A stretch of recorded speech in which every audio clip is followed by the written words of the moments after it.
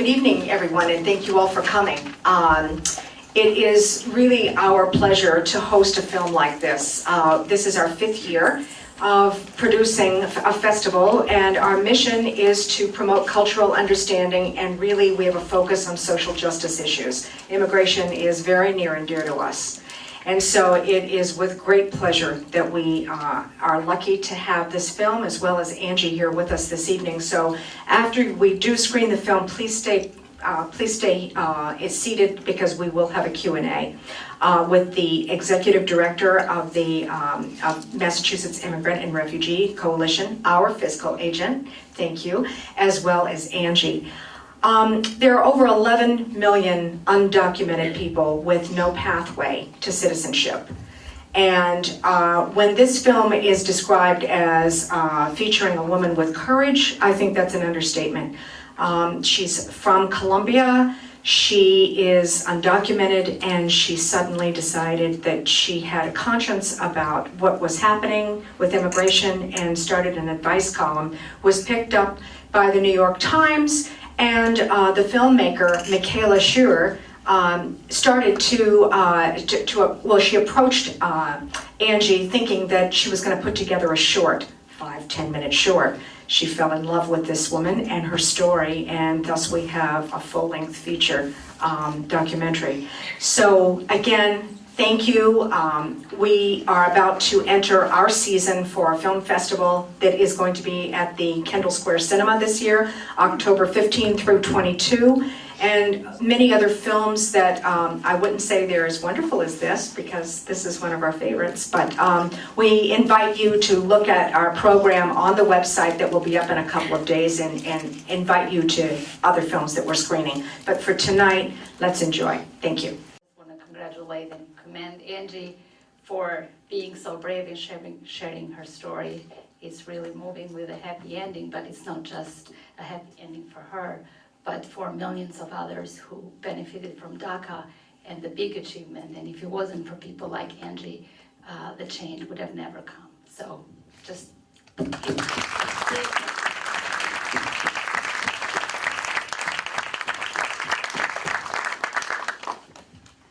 So I'm really, really moved, and I have been involved with Mira for 15 years. I dedicated my career to social change and you know, immigration. I share a different immigration story, but all of us have a story to tell. But I really want to congratulate you, and also youth and all others that you represent, for who you are, for what you have done, and for the change that you have brought. Very proud of you and honored to be sitting next to you. This is an informal Q&A, so we're open to taking questions. I do want to very briefly say that Mira has been advocating on immigrant rights since 1986. Groups like others were created across the country to become the voice of newly legalized in 1986 under Reagan's administration. And unfortunately, that was the last change in immigration law in terms of providing status. And group like others worked very hard. They gave birth to the student immigrant movement and to the leading voice for the undocumented youth. And they have done an amazing and remarkable work across the country. And because of their work, we had an executive order, the largest in the US history last November, that President Obama provided a path to legalize temporary the undocumented student and also their parents. So there is still a lot of work that needs to be done to really reform our immigration law, the outdated immigration law, to really be able to provide a path for the students and for their parents, for the 11 million undocumented workers. And it is a matter of when, it's not a matter of if anymore. Immigration has been a controversial issue and an emotional issue for many, but it's an issue that we need to deal with. And I hope people, hear Angie's story and other stories to really make a difference and really push for a fundamental reform that really highlights the values of our country and who we are. So thank you so much for the invite, and thank you so much for staying, and I'm looking forward to the conversation.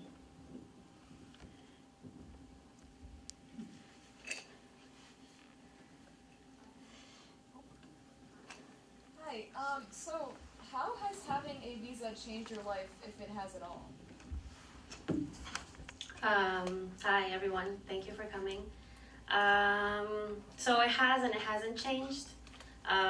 Because of the U visa, I'm eligible to work now on the books, I guess. So I have working papers, a state ID, a social security number, and I was able to get a job. It doesn't make me eligible for financial aid, so I still have to hustle to pay for school, right? And I can get health benefits through my job now. It doesn't let me travel yet, so I haven't been able to leave the United States. And technically, you can still be deported even if you're not a citizen. So with a green card or U visa or things like that, you can still be criminalized. And I'm still involved with the New York State Youth Leadership Council. So it's kind of like I still go to the protests, but with a state ID now. So it's funny because I thought I was gonna be happy about getting a U visa, right? Isn't that like the goal, to get papers? And that's like the thing, right? That's supposed to fix everything. But justice for me looks so much different, and I think I didn't realize that until after. And obviously, like my family still struggles to make ends meet. Like we're still criminalized for other things, and so there's still a lot of like struggles and social justice movements that I'm a part of. Yes, so I just want to thank you because this was so amazing to see your story and the way you shared it. And I'm an organizer with Mira Coalition, and I'm just like, I want to show this movie to everyone, and it's such an important tool for us as well as organizers because it teaches people about so many issues like safe driving and trust and so many things. And I just want to thank you and just say that tomorrow we're having a hearing for the Trust Act, which is the legislation that's trying to stop the collaboration between ICE and local enforcement. And I just want to bring this and just I wish every legislator could see this. But it just encouraged me so much in the work that I do every day, and I feel so encouraged by hearing your story. So thank you. And my question is, now I have a question. Is how did getting a visa change your relationship with the movement, if it did? Thank you for your words. That was really sweet. My relationship to the movement, it's different, but it's still the same. Because I'm obviously on a path to citizenship now. So regardless of how I feel about it, right, I still have access to resources and privileges that many of my friends and people in the film that you saw don't. So it's changed our relationship because we've always believed in the people that are undocumented should be leading and should advocate for themselves. And so I've become a supportive role, but still not really, because I was undocumented for a long time, and many of them have DACA, so we are kind of like on the same playing field right now. But I know that next year I'll be eligible for a green card, and that's not their reality. And so it looks different, but still the same because I'm still involved, right? And my family is still impacted by legislation, and people still call me an illegal even though I have a status now. And things like DACA can be taken away, right? And so just because I was able to get something doesn't mean I'm gonna peace out and leave. And I'm like, okay, well, I figured it out, so everyone else can figure it out. That's not the reality, and we all know that if I hadn't had proof that something had happened to me, I wouldn't have been eligible for a U visa. And every year more people apply and more people are left out because they can't meet the quota or they don't have the proof, and that shouldn't be the only path to citizenship, right? And it's not something that feels good. And so there's like a different conversation when we're talking about sexual assault and within the immigrant rights movement, but also acknowledging that I do have privilege and access and resources that I didn't before. Thank you for sharing your story. And my question is, you talked about that you haven't reached your vision of justice. So what do you think is your next step, or what would be your next milestone? When would you feel like you're accomplished and you I mean, I guess it would be getting a visa maybe or your green card, but is there something else beyond that? I think this is like the curse of being involved in social justice. You never feel like you got enough. It's always like, but we can do better, but we can do better. And I think right now I've been thinking a lot of detention and deportation. So even like, what does that look like, and how do we stop detaining people, and how do we stop deporting people, and how do we take funding away from detention centers and like that kind of stuff. I've been worried about more recently. So I guess maybe that would be the milestone, seeing how we decrease those numbers instead of increasing them more every time. Thank you for coming up to Boston and sharing your story with us and taking our questions. Thank you for making it happen. What are you studying at John Day, and what do you want to do after you graduate? Awesome. So I'm majoring in culture and community studies with a minor in human services, obviously. And this is my last semester, so I'll be done with school in December, and I'll be walking next year, May. And I just started a position at the National Latina Institute for Reproductive Health. So I am their New York field coordinator, and so my job is to organize Latinas around reproductive justice issues in our state. And what am I gonna do with my life? I don't know. I think I'm drawn to like immigrant spaces where there are women, where there are families, and whatever that looks like, I'm there. So I haven't figured all that out yet. Thank you so much for your courage. I wonder how you're channeling the anger that you feel and the injustice of the fact that you were raped, and how you're channeling that negative energy. Thank you for the question. So the anger from the assault, I write a lot. I journal a lot, and those were like the animations for my journal. And so that's something that I do for myself. I try to like create art. I like to make stuff.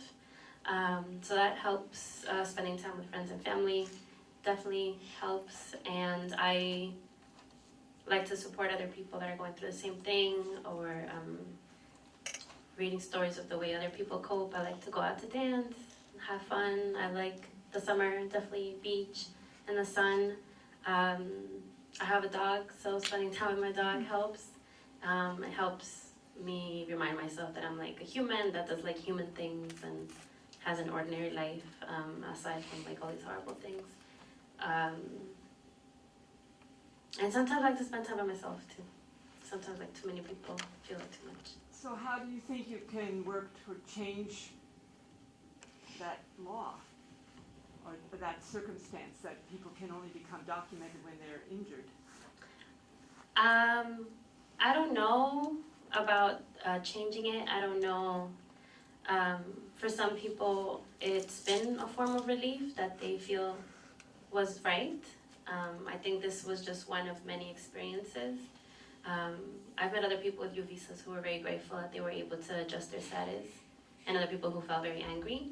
I think it would be really cool if you opened up the quota, and if it wasn't just 15,000 a year for like the hundreds of thousands of people that apply. But I think everyone copes with it in a different way. Thank you. Can you ask about the origins of the film? So we heard in the introduction that it was meant to be a short film. So how did you meet Michaela, and what's sort of your relationship to the film now that it's out there and you're seeing it and you're talking about it? So I started Ask Angie in 2010, and then in 2012, New York Magazine wrote like a small blurb about it.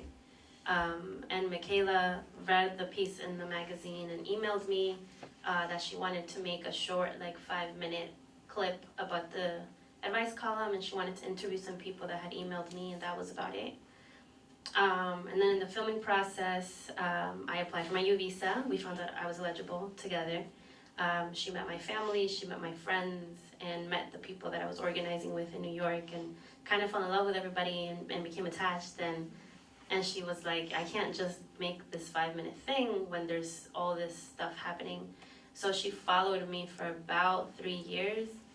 And in the process of the 3 years, this was the final product.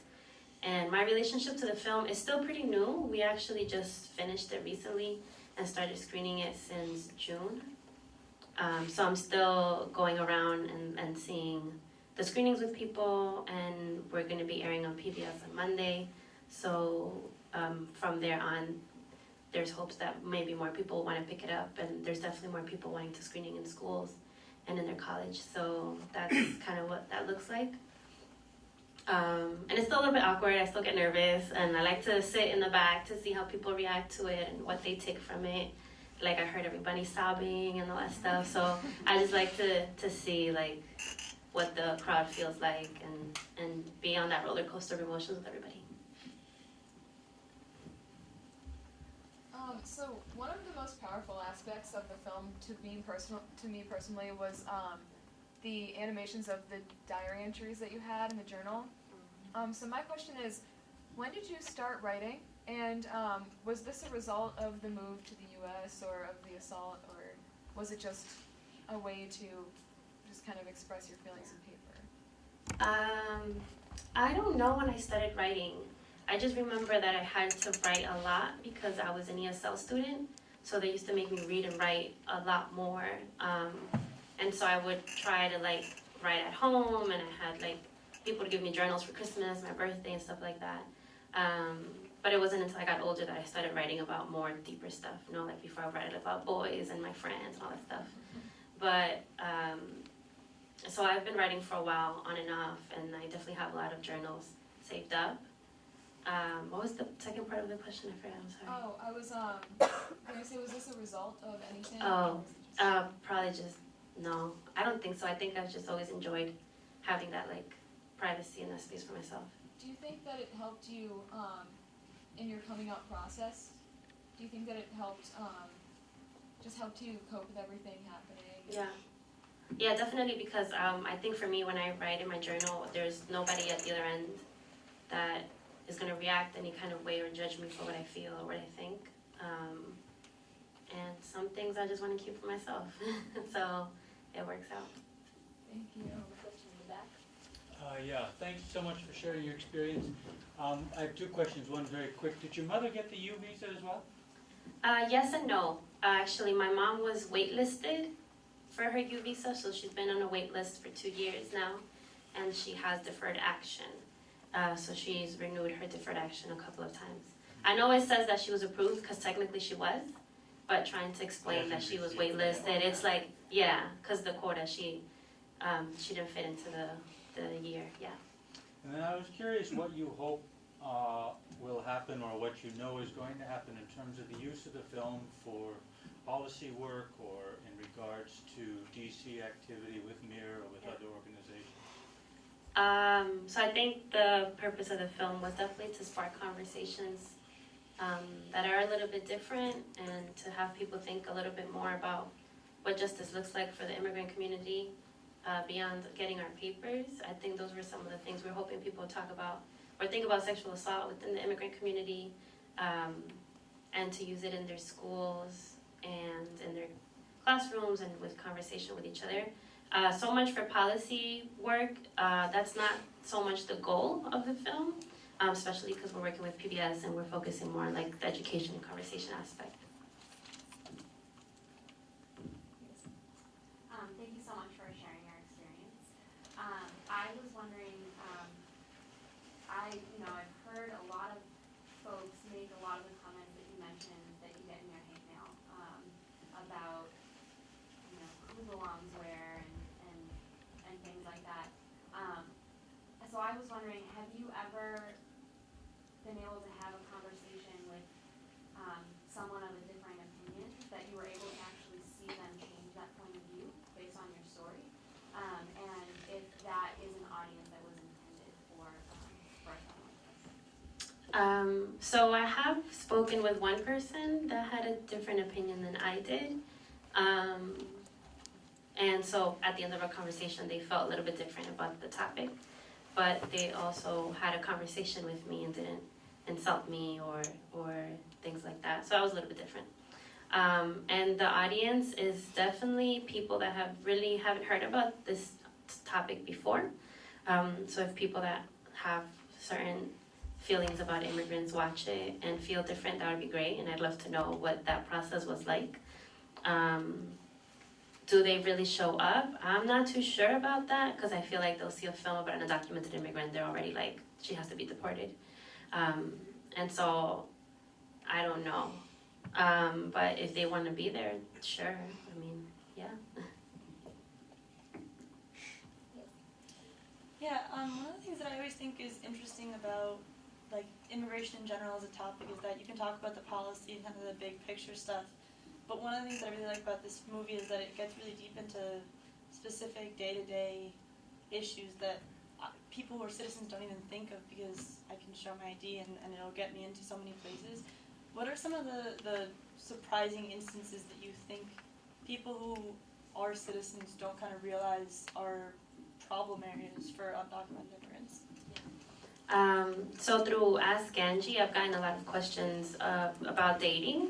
So a lot of people who are undocumented and don't know if they should tell their partner or not. People who want to get married but don't want the partner's family to think they're getting married for papers. I've gotten questions from citizens in same-sex relationships who couldn't petition for their partner if they got married before we changed that.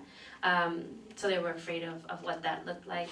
I've gotten questions from undocumented parents who had undocumented children that didn't know they were undocumented and were trying to figure out how they were going to tell them now that they were 15 going on 16 and what that looked like, which is a different experience for me, right? Because I knew growing up the whole time. So that's something that we don't really talk about, right? Like, how do you tell your child that they're undocumented? What happens then? I got a question from an undocumented woman who was trying to persuade her siblings to go to college because they were citizens, but they didn't want to go because she didn't go, but they didn't know she was undocumented. And so I'd never thought about what it meant if your own immediate family didn't know about your immigration status, and what would that feel like to live in the shadows all the time, right? Even with your family. So those were some questions that really shocked me, and things that I hadn't really thought about, because like you mentioned, we were always focused on the legislation. I'd like to ask a legal question. First, Yankee, thank you for sharing your story with us. That was very powerful. Would you mind briefly, as easily as you could, explain the process that a person who arrives here in the United States and has, comes in through a legal basis, what is their pathway to citizenship and how long does it take? Thank you for your question. Basically, there are two ways how to get a green card and have a path to citizenship in the United States. One is the Is the family. green card the resident alien card? Yes. Okay. Green card hasn't been green since the 60s. It's the resident alien card, and the alien word, it's an aggravated one because it's meant to be for humans and not for but it is how the immigration statute, the basic law of the immigration in the United States, called Immigration Nationality Law of 1952, as amended. So the statute provides for two main ways to get the green card and be a permanent resident. One is through family ties, so it's the family immigration, and then the second is through employment. And I won't go into the details, but certain people can sponsor certain people, immediate relatives who include a spouse of a U.S. citizen, a child under 21. The statute is very specific. Only a child unmarried under 21 can be sponsored. Under the immediate relative category, green card holders also can sponsor their unmarried siblings and also their spouse. For the immediate relatives, there is no quota. They can file the papers, there is a process and a waiting time and serious fees associated with it, but there is no waiting time, so they are eligible for processing right away. Congress divided green card holders, and then in a preference systems, and also adult children of U.S. citizens, those fall under a quota. So there is a 5 to 7 years wait for many of them, and it depends what preference you are. It's first preference, second, third, and fourth, which are siblings, that it's a 20-year wait. So the family-based it's first, and then the second category is through the employment. So those, employers have to make a case with the Department of Labor that there is no U.S. citizen or U.S. worker eligible, willing, and able to perform in that industry, and they sponsor a foreign-born in that category. So these are the two main ways, but there are also some other remedies available, other categories that would get a green card. One, it's, refugees. Yep. Refugee is somebody who seeks protection under the 5 internationally recognized grounds, nationality, race, religion, affiliation with a social or political group. So refugees are processed outside the United States. The Congress and the President send what the ceiling is how many. It's usually the quota is 70,000 refugees that enter every year. They get their I-94, which is the entry record that you mentioned, entered as refugees. They are eligible for work authorization right away, and a year after they can apply for citizenship. Asylee is another status that leads to a green card and citizenship, but it's pretty much on the same. It's prosecution based on those grounds, but you seek protection while you're in the United States in an affirmative way, or if you're put in deportation proceedings, they can make a case, if they have a case, to proceed. And there are other remedies such as the U visas or the V visas and other the T visas, the trafficking visas, that help those individuals who do not benefit under those categories. I think, we don't have a perfect immigration policy, but, we have one of the most generous immigration policies in the world, in my opinion, and I lived in both continents, worked, studied, and I can speak from experience that we do have a very generous immigration policy. Congress created these Band-Aid solutions or these humanitarian categories for people such as Angie or others who have been abused, who are victims of a crime, and can benefit, for a U visa or a trafficking visa, and those acts have been reauthorized every year, and some of the requirements have been relaxed enough to give an opportunity to those who can benefit to get a green card. And there are also, other remedies that would not lead to a green card but provide a status for foreign-born who have, different case to make. Thank you. But immigration law, it's, more complicated than tax law, they say, but, the truth of the matter is that our laws are outdated, and there is an eager need to really fundamentally change and come up with practical solutions, and, with solutions that would really help our country, help our economy, and help our security as well. Yes. This question is for Angie. As I was watching this film, it feels as though you're an old soul in a young body. And I watched as you're counseling teachers and other young people to come forward, and teachers had to work with perhaps other undocumented students, and then you're speaking on behalf of your mother and encouraging her. It's like, I guess I just was wondering, do you feel like that? You speak with such confidence, you seem like you can advise everyone and you know exactly what you're doing. So, do you feel that? Have you felt that from the beginning? Yeah, I've always felt older than my age. And as you can see, I went through a lot too when I was little. And I had to step up a lot of the time and take care of my siblings and do a lot of that stuff, translate for my mom. And I've always felt like I had responsibilities that I didn't think I should have had. But it's, there's nothing you can do about it. So yeah, I've definitely always felt a little bit older. And I'm only 25. But I mean, I don't know. It is what it is. I like old people music too. I listen to like old school salsa and vallenato. I don't know if people know what that is, but old school music. Yeah, so I'll hang out with older folks sometimes at parties and talk about life and stuff. I don't know. What was it like having cameras in your life for 3 years, and how did your siblings grow and change through this process and through your activism?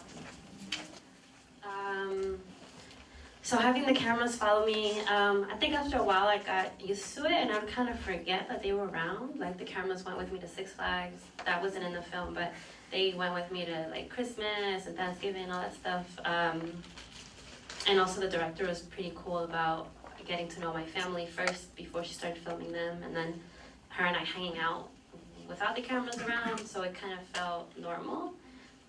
And I don't know, my family doesn't really think, I don't think I was telling April, like they haven't really realized that this is like a movie. I think like they came with me to the New York premiere of it, and they were just like, oh, it's a real documentary.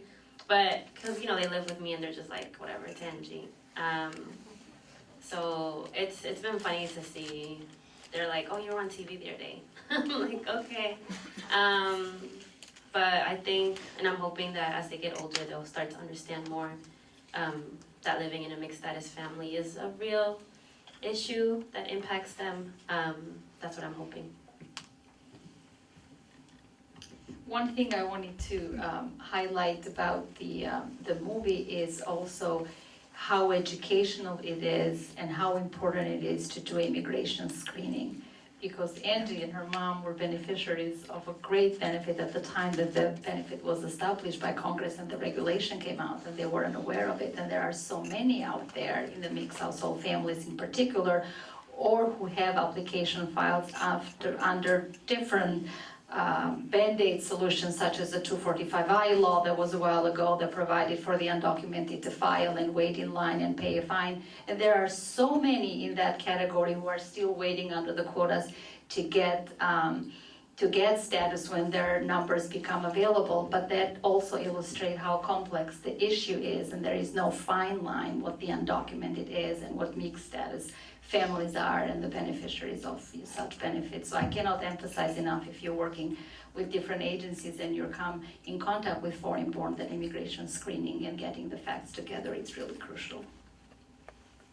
Any other questions? Yes. How has being undocumented made you feel stronger?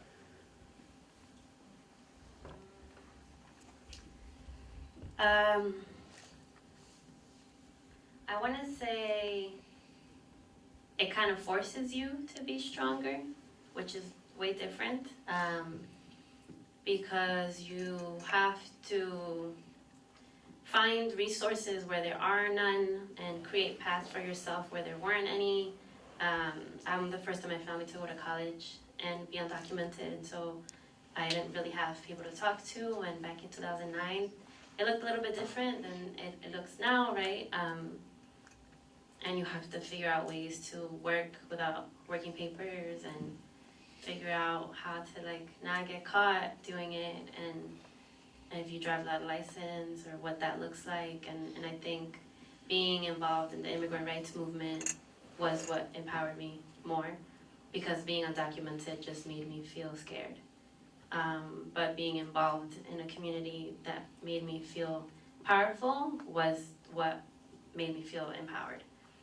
And so through them, I was able to learn how to speak out about it and demand change. And before, you know, I didn't think that was possible. You just kind of hide and go about your life. And I think, yeah, that's definitely what happened.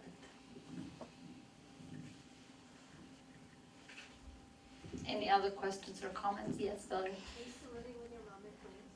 Hell yeah. Yes. How long is your commute to school? My commute to school is about an hour and 20 minutes, usually, bus and train. And I still live with my family, yes.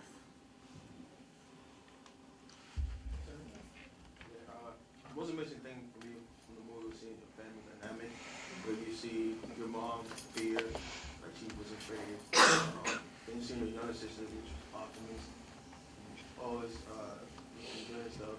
And then you have your two brothers. One of your brothers said something really deep about it's coming to someone's house and basically saying that we're gonna stay here. And if you didn't elaborate on what that meant to you, it seemed like you got a little upset. Can you elaborate on that? Yeah.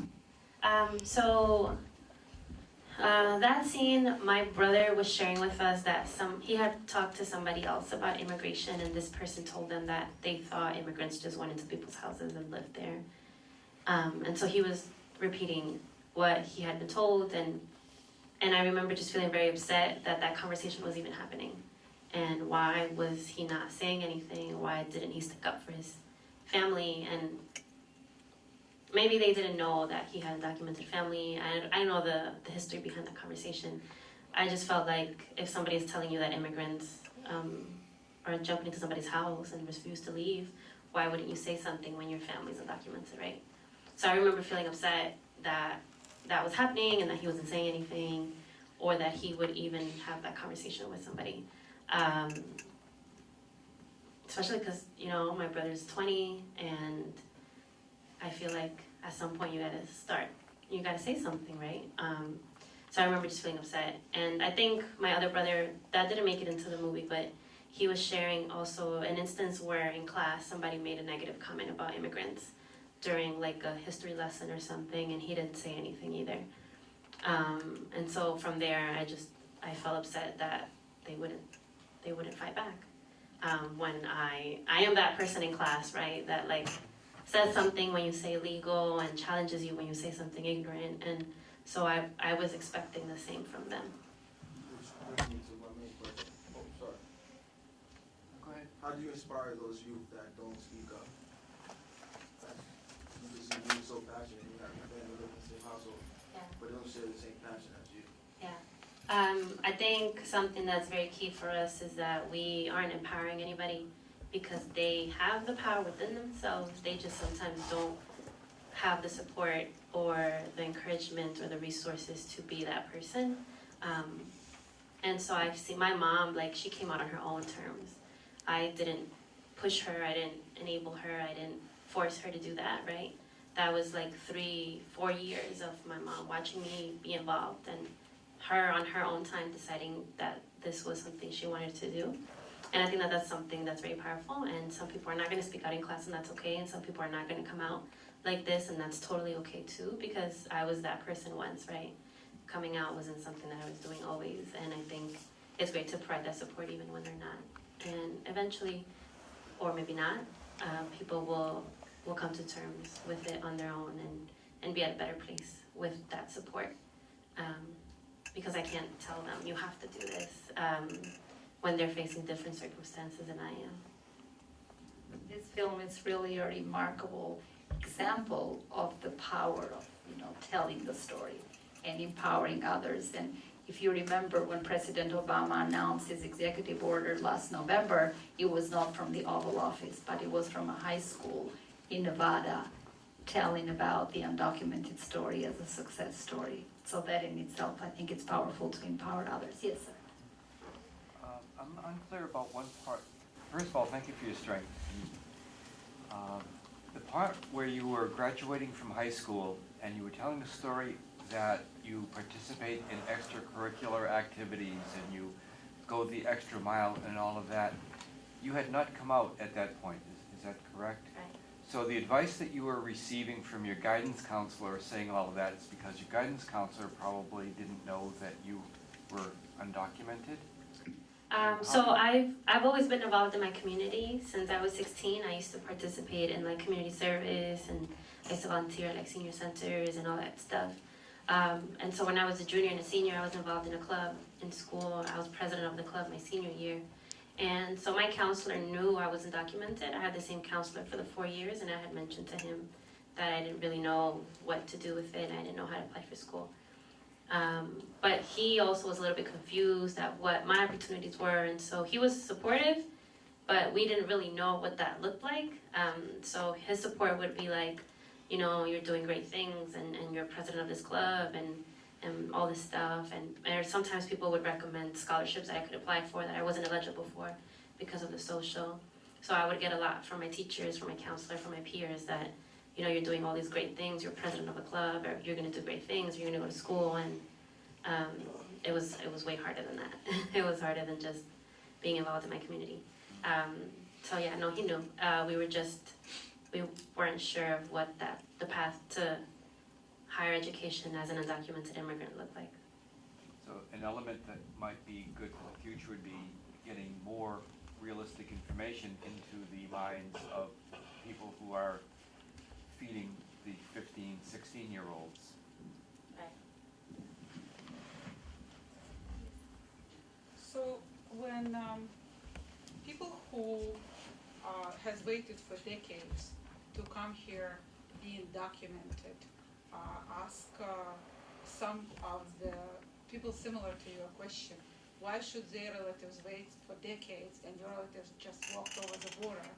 And they've been suggested that they should go to Mexico and walk over the border as well. Would your response be the same, or how do you feel about it? How do I feel about people that have waited for years? No, how do you feel when undocumented or illegal immigrants respond to people whose family members had to wait for decades to come here legally, and the response of illegal immigrants is go to Mexico and you can cross over the border as well? How do you feel about that response? I think that that response is unrealistic, and it's also unrealistic to blame undocumented immigrants for how long families need to wait to apply for papers. And instead of pitting communities against each other, we need to start working together to fix the immigration system so families aren't waiting years, but also people aren't risking their lives crossing the border.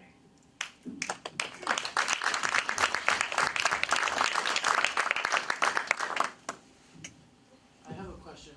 How do you think people with a negative point of view towards undocumented people, and with a negative point of view for people who are living here, undocumented, how do you think they can change that point of view?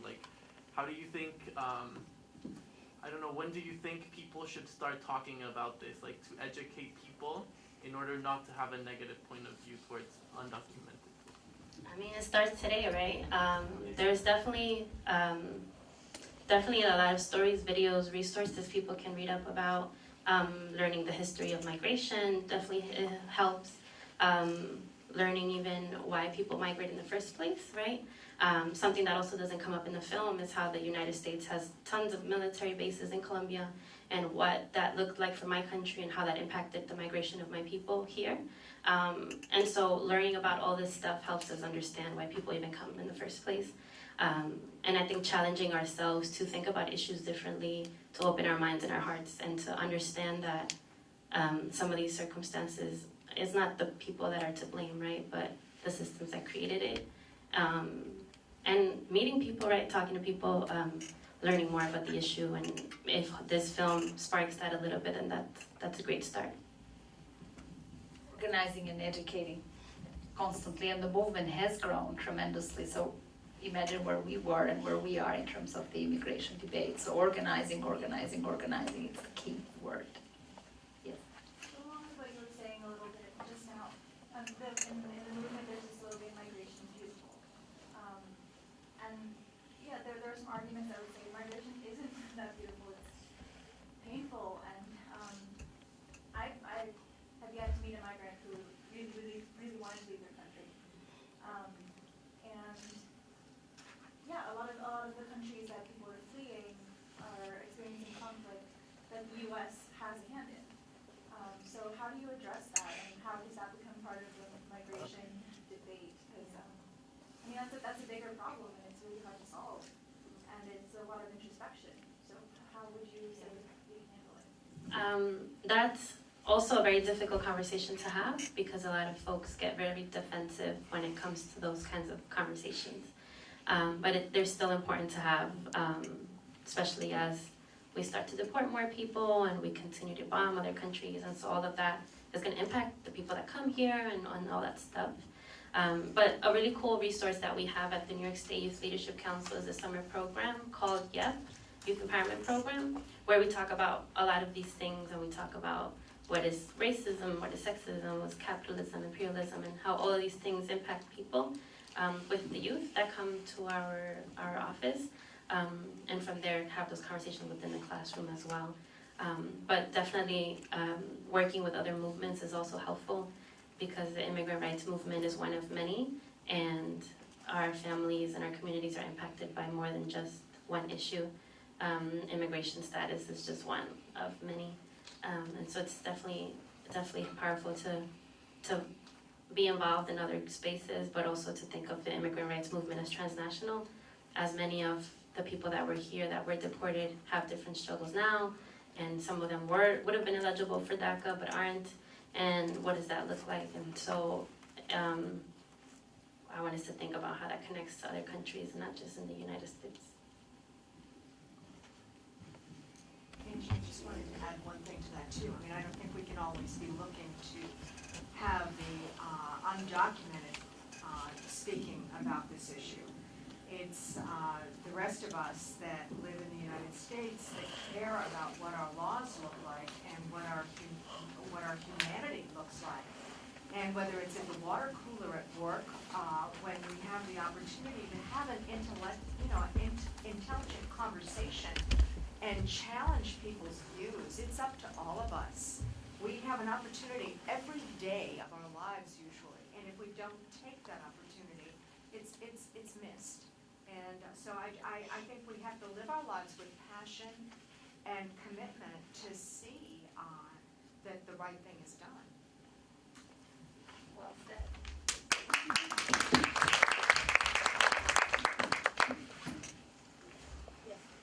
So you said something in the film to the effect of you're speaking to a feeling of loneliness and being stuck between two cultures that you weren't fully a part of either one. You know, your birth and early life in Colombia and your life in the U.S., but you know,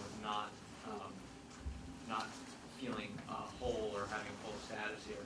And I guess I just I'm curious about how the conversation is framed in, you know, in a legal sense of how what the social cost of having, you know, in many countries, you know, Europe is facing it, the U.S. is facing it, lots of other countries face it, of having people with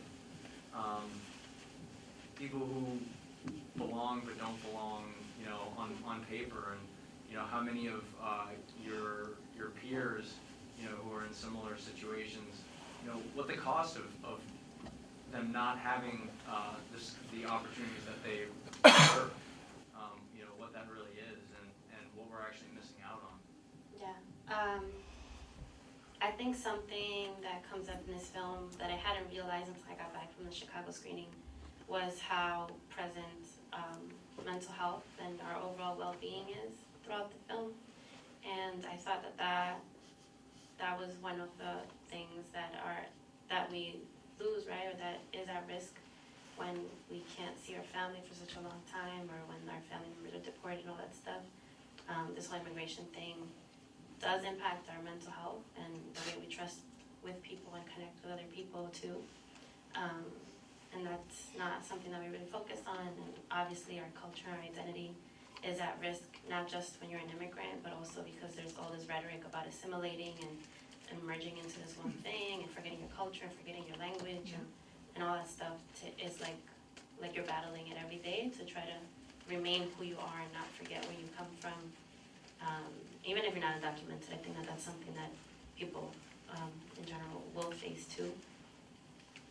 Those are things that sometimes we don't really talk about, and that definitely, it does happen throughout, and sometimes even the application process for things like asylum, sometimes you have to reject the country that you come from and talk about how dangerous it is so you can qualify, even if deep down you feel like that's home, right? And you see yourself going back one day. It's just a little bit complicated with what that looks like, and a lot of people feel like, well, you know, if you came here, you must love it. Why are you going to talk bad about it? And it's not that simple. But yeah, I think someone pointed it out to me in Chicago, and I thought that was pretty cool. And that's something that we risk, right? Our well-being. For some, it's a matter of choice. You know, they choose to come and, you know, adopt this country as their own, but some don't have a choice. Those misplaced, or, you know, the crises that are happening, and the refugees, they don't have a choice. So that's the other category. So, you know, she mentioned assimilation. I would say integration would be, you know, the term in the two-way process of the newcomers doing their obligations and trying to be part of the fabric, but also the government providing the systems in place for better integration and better inclusion of the foreign-born, including the refugees and those in crisis. So it's a complex matter. There is no, you know, a clear answer, but I think one of the things that we need to do is that we need to work together towards a future that really have a generous, practical solution for updating and fundamental reform of our immigration laws. Yes. Question for Angie. In the film, at the end, you talk about how it was troubling for you to get your visa through because of the traumatic experience that happened to you when you were young. What do you think was helpful for you to come to terms with that or dealing with that? I mean, I work with children who are getting their visas through because they're being abused by a parent or neglected by their parent. So, what was helpful for you? What do you think was helpful for them in this process? So definitely two things that came up for me. When I started working with the organization that filed my U visa, they also provided free counseling services, and going to counseling was something that was very helpful for me. And going back to what you were saying about the things we don't really address, definitely talking to somebody is like a taboo, right? Like getting support is something we don't really address. And so going through there was very helpful for me, and my counselor is also an immigrant. And so it was great for me to not have to explain all these things to her because she kind of just got it, and we were able to not start from zero. So that was helpful also because she wasn't really connected with me. You know, she wasn't my friend, she wasn't a family member. That was helpful. And two, something that has been helpful for me is people not telling me or forcing me to feel a certain way. I got a lot of people trying to make me celebrate, tell me that I was ungrateful because I wasn't happy, or try to force me to feel a certain way because they feel more comfortable with that. Even y'all, when the U visa was approved, many of you clapped, but then when the film was over, nobody clapped, and so I felt like they must have felt really awkward when they clapped that first time. And so I think something that's been helpful for me is friends that just listen and not necessarily try to force me to feel a certain way. Because, you know, like getting papers because you were abused by your parent is a complicated, right? It's real complicated, and some people might feel relieved, some might not, and that's okay. Because it is complicated, and it comes with complicated feelings, and we can't really force people to be happy and be thankful, right? And that's okay too. I know this is a very complicated issue, and I don't want to sound negative by saying this, because I'm definitely not. Why is it up to ICE, or what used to be the INS, to go into these employers, private and probably public employers, and either shut them down physically or financially penalize them for hiring undocumented workers? And why are these companies allowed to go back and continually do it after they've been penalized once? So why is that able to persist? Well, ICE, you know, the Immigration and Customs Enforcement, is the agency under the Department of Homeland Security that it's in charge of enforcing the law, right? Yeah.